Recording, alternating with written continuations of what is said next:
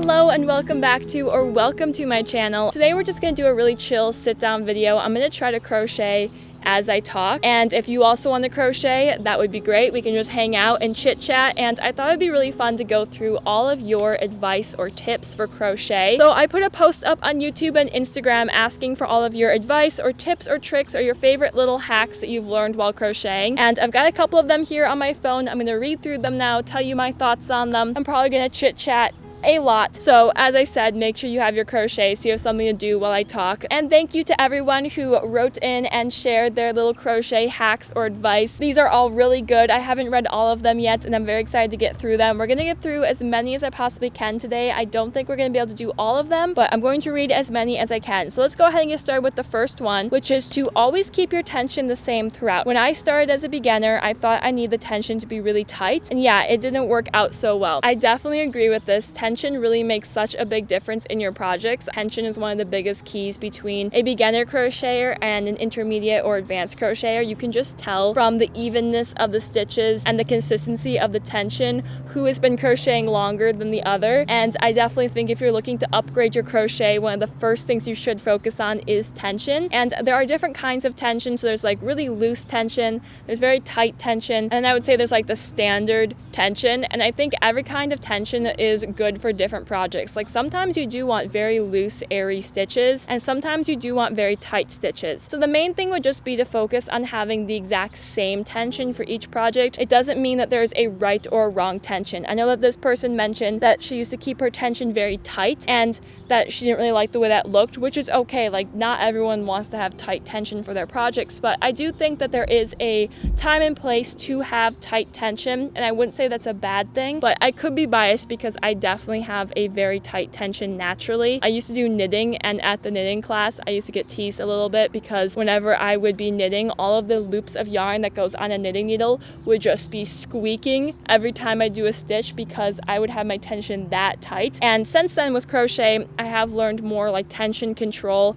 and I can loosen up the stitches, I can tighten them, but personally I still really like the way that tight tension looks. And so I think more so than finding a perfect tension, I would just focus on having an even tension throughout the entire piece, which is I think what she's saying as well. So I definitely agree with that if if you want to have a really high quality looking piece, you want to have a nice even tension. So my main tips to get even tension in your project is, first of all, just crochet a lot. Tension control is one of those things I would say you can't really like learn with your mind. Like it's not something you have an understanding of. It's just something that you learn with your muscles. Like it becomes a muscle memory to have even tension. So I would just say get really comfortable with the crochet stitches. Maybe just focus on using one stitch for a long time, like just do single crochet or just do double crochet for a long time until you're able to get all of the stitches to look even, and just crochet a lot until that muscle memory kind of kicks in. My other two things that are actually like tangible things you can do to try to improve your tension control is, first of all, the way you hold your yarn. So I know a lot of people now are purchasing like tension rings, the ring that you put in your hand here and then the yarn goes right through the ring and it's supposed to help with tension control. I could totally see how that would work, but I can't recommend them because I've never tried one before, but I would maybe look into that. Or what I do, and this is how I learned how to crochet, and this I think is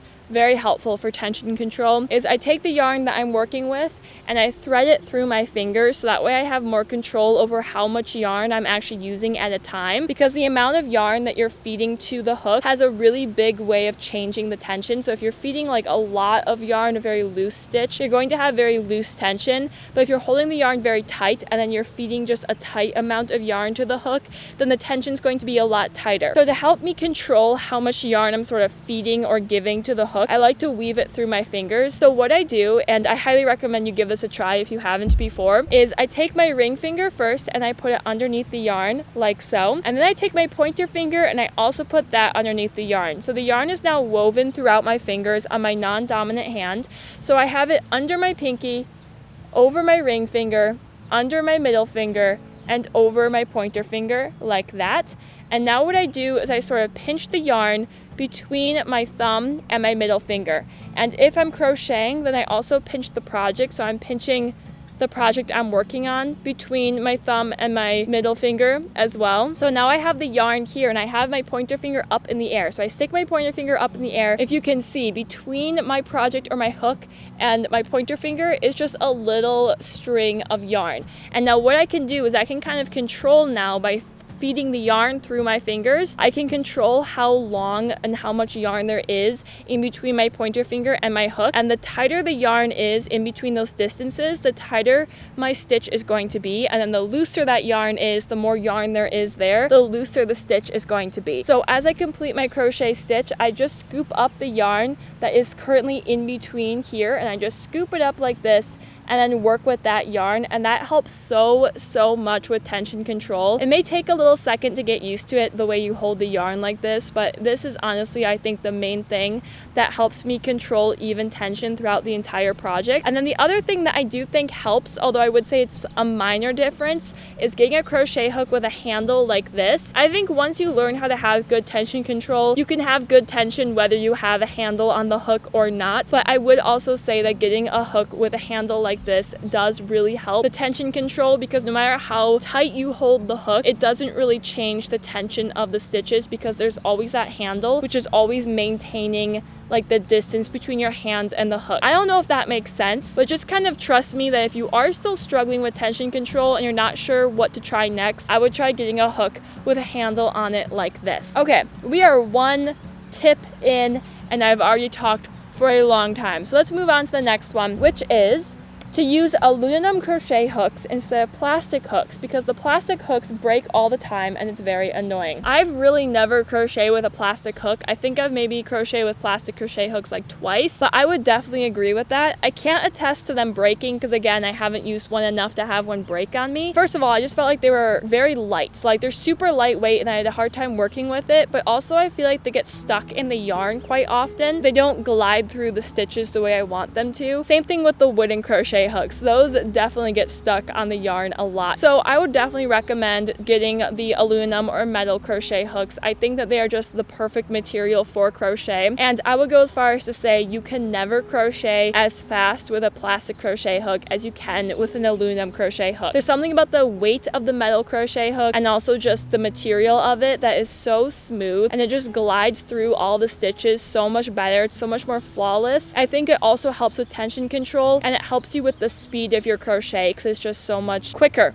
But again, I don't have much experience with other materials besides aluminum, so I very well could be biased. And if you like a plastic crochet hook, you like a plastic crochet hook. That's fine. And then going forward off of that, which I already kind of mentioned it, but I would also recommend to go one step beyond and get the crochet hook with a handle like this. It helps with tension control. It's so much more comfortable in your hands, like so much more comfortable. It takes a second to get used to working with it, but once you're used to the handle on the crochet hook, it's hard to go back. I only have two hooks with the handles. I have a 5mm and a 4mm, and I use this 5mm for almost everything I do. And sometimes I do crochet with the ones without the hooks or without the handle on it, and they work just fine. Like, this isn't necessary, but it's one of those things that I would highly recommend, and I think it's only like an extra $1 or so to get it with the handle. So definitely, if you can, I would recommend getting at least like one size, whatever size you use the most often, with the handle on the hook, especially if you crochet a lot. I used to think I didn't need one, and I didn't really need one, but I now crochet for at least like 3 or 4 hours a day, I feel like, 'cause it is my full-time job. So definitely, if you crochet a lot,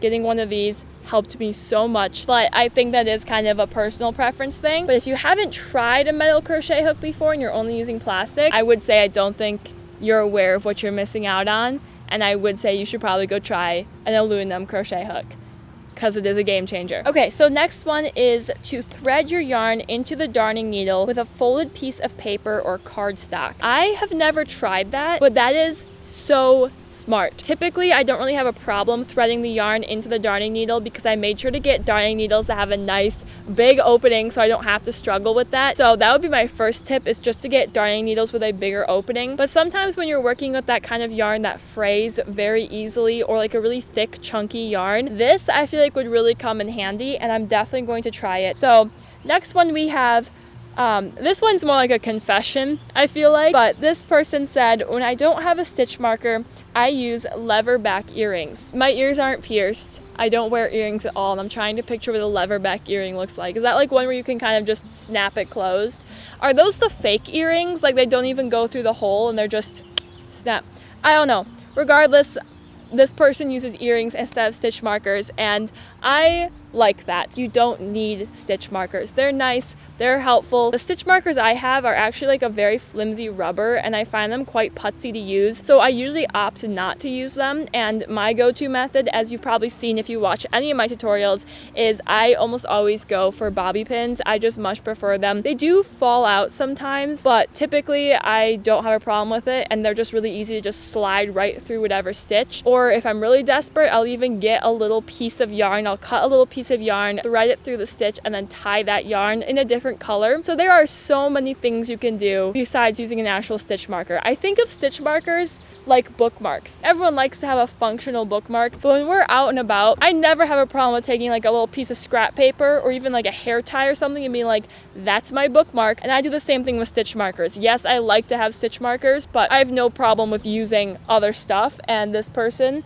uses lever back earrings. So maybe if you have a lot of earrings, you could give that a try. So this next person wrote, my simple advice is to just keep learning new techniques and stitches no matter what level. Absolutely, I 110% agree with this. It is so fun to learn new techniques and stitches. As I mentioned, I crochet pretty much all day, every day, and in order to keep myself happy, content, and just enjoying the art, I always am seeking out new stitches, new methods, new techniques. I think it's so fun to learn all of those new little ways to crochet. And I mean, just recently I learned the linked double crochet, which I've been talking about a lot here on my channel. That's what I'm currently doing right now, is linked double crochet, and it's one of my favorite stitches because it is full coverage, and I can make clothing that doesn't have any gaps in it, and you can just wear it like a normal t-shirt. So if I hadn't been seeking out new stitches, I wouldn't have learned about this one, and this one is one of my favorite stitches. And I posted a tutorial for a crochet t-shirt using this stitch in the comment section of that video. I have so many just sweet people leaving comments saying how old they are and then that they learned this stitch. Like, I don't know why this started as a little trend in the comment section, and it makes me so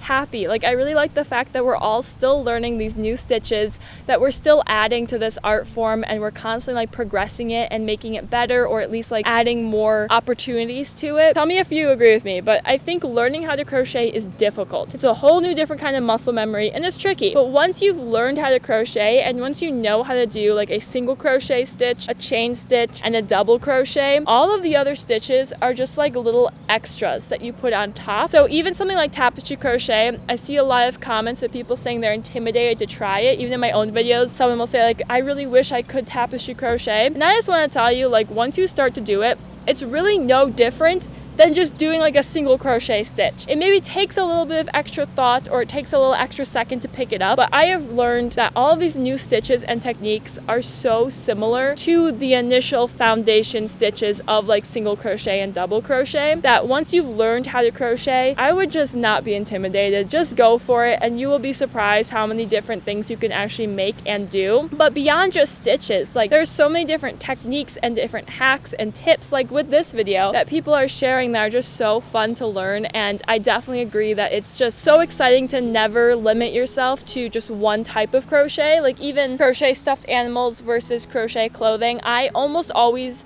do crochet clothing and I prefer that, but every so often I try to dabble in the crochet like stuffed animal world, and I will say that is a whole different skill set of crochet. I crochet clothing for a living, and I'm not going to say I'm like really good at it, but I do know what I'm doing, and I'm able to design complete outfits from just like my head, not following a pattern. But then when I go to pick up, I think it's called Argurumi crochet, that humbles me. Every time I do that, it humbles me bad. Like, I just crocheted, I don't think I have a picture of it, but I crocheted a mail truck for one of my friends recently. I was like, oh yeah, I can crochet that for you. I tried to freehand it.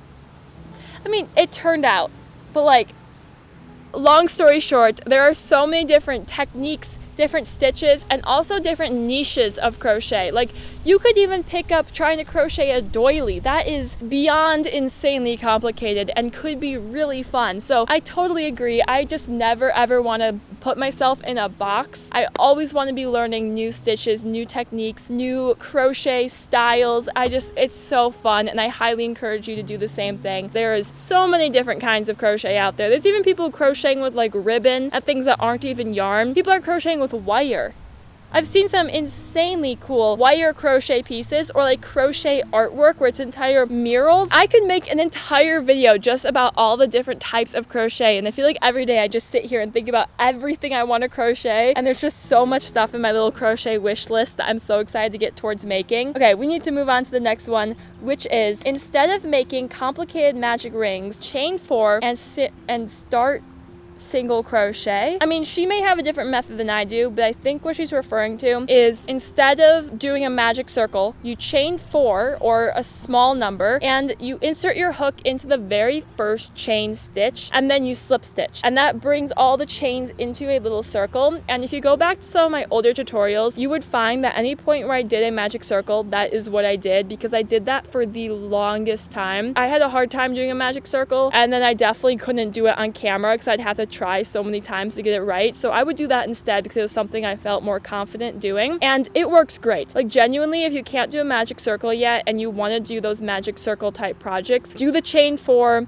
slip stitch. It works wonderfully. My only thing with it is if the opening gets a little too big, you can't pull it super tight. Like the thing I like with a magic circle is once you're done crocheting into the magic circle, you can pull that tail and it just tightens it so tight that you can't see any hole or opening, which is so nice. Where with the chain, once you've made that chain, that hole is kind of permanently that size and you can't really tighten it. You can go back in when you're weaving in loose ends and kind of weave that hole shut, but it still is always just going to be a little bit bulkier looking than the magic circle. So if you're feeling like it, I would highly recommend that you do try to learn the magic circle. But if it's tricky, this is a great alternative method, and I definitely used that method for a long time before I really got the magic circle down pat. And so yeah, I would definitely use this instead if you have a hard time with the magic circle. Next one is write down what size hook you used for a project so you don't forget. This is really good if you're someone who has a lot of whips. Like if you like to start a project and then put it down and then start a new project and then put that one down, and you constantly have like 8 different projects going at once, then definitely I would highly recommend that you write down sort of the details of each project and almost like just pin it to the fabric.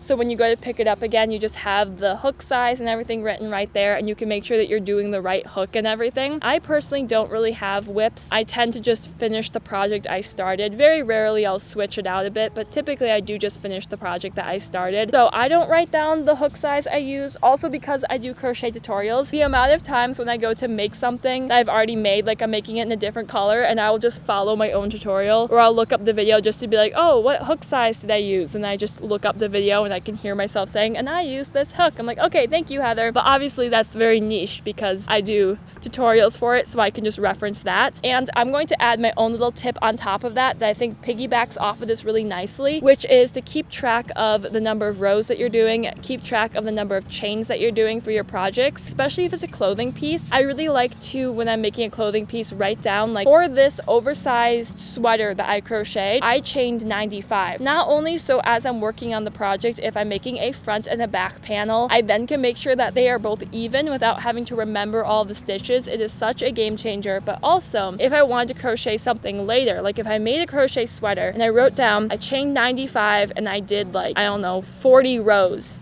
for this sweater, and now I go back and I'm like, I want to make a not oversized t-shirt that is slightly cropped. And instead of having to figure out my measurements all over again, I can just go to that written down record of what I did for the sweater and be like, okay, so for an oversized sweater, I chained 95. If I want a normal size shirt, maybe I'll chain like 85. And if I want to be a little bit cropped, maybe I'll do like 5 less rows than I did with the sweater, which I think that definitely goes along with writing down the size hook that you use. If you follow patterns, it's a little bit different because you don't have to remember it all, but if you like to freehand or design your own pieces, then definitely just take the time to write all of those things down because it comes in handy so many times. I'm gonna read one last bit of advice, so let me just randomly pick one here. Okay, this person says to always try to do finger/wrist stretches before crocheting to help against pains and cramps. I'm gonna be completely honest, I know you're supposed to do that, but I literally never do. This is definitely good advice. I have been very blessed with the fact that I haven't had an ounce of finger or wrist pain while crocheting, and I'm determined to keep it that way, so maybe I should be doing stretches to keep it that way, but I just continuously praise the Lord that I don't have to deal with that pain while I crochet all day. But obviously crocheting, especially crocheting in long chunks of time, does take a lot of movement from your fingers and your wrists. I do find that when I crochet with like chunky yarn, or if I'm doing like a puff stitch,